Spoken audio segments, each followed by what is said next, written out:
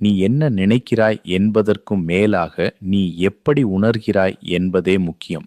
உன் வைப்ரேஷன் ஸ்டேபிளா இருக்க வேண்டும், இன்னர் காம்னஸ் இருக்க வேண்டும், செல்ஃப் பிலீஃப் நேச்சுரலா ஃப்ளோ ஆக வேண்டும், யூனிவர்ஸ் உன்னை சப்போர்ட் பண்ணும் என்ற ட்ரஸ்ட் மனதின் ஆழத்தில் இருக்க வேண்டும், பாசிட்டிவ் அவுட்கம் வரும் என்ற சர்டென்டி வெறும் வேர்ட்ஸா இல்லாமல் ஃபீலிங்கா இருக்க வேண்டும். நீ ஃபியர் இல்லாம, டவுட் இல்லாமல், வரி இல்லாமல் ஆல்ரெடி ஃபுல்ஃபில்ட் என்ற ஸ்டேட்ல மனதில் வாழ்கிற, மணி பற்றியோ டைம் பற்றியோ ஸ்ட்ரெஸ் இல்லாமல் இருக்கிறாய் என்றால் அந்த நிலையில மேனிஃபெஸ்டேஷன் ஆல்மோஸ்ட் எஃபர்ட்லெஸ்ஸா நடக்கலாம்.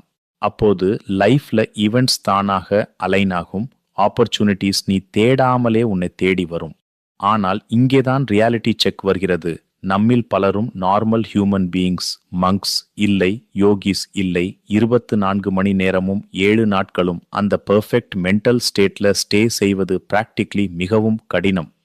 காலை கான்ஃபிடென்ட் இருந்தாலும் மாலையில் ஒரு ஃபோன் கால் அல்லது ஒரு பில் மனநிலையை மாற்றிவிடும்.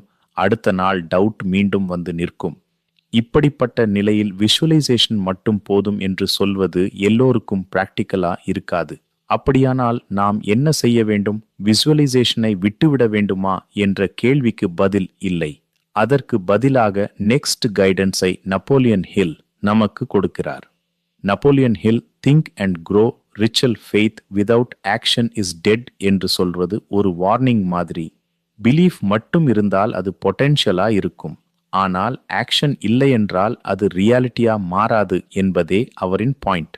அவரின் பார்வையில் முதலில் கிளியர் கோல் வேண்டும். நீ என்ன விரும்புகிறாய் என்பதில் கிளாரிட்டி இருக்க வேண்டும். அதுக்கு பிறகு சக்சஸ் வரும் என்ற ஆப்சல்யூட் பிலீஃப் வேண்டும்.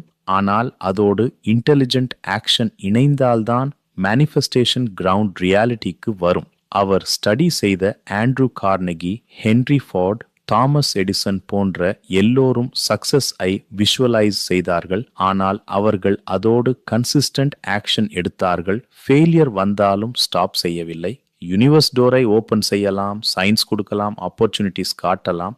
ஆனால் அந்த டோர்க்குள் வாக் பண்ண வேண்டியது நீதான். இல்லையெனில் அந்த ஆப்பர்ச்சுனிட்டி குவாய்ட்லி, சைலண்ட்லி உன் வாழ்க்கையிலிருந்து ஸ்லிப் ஆகி போய்விடும்.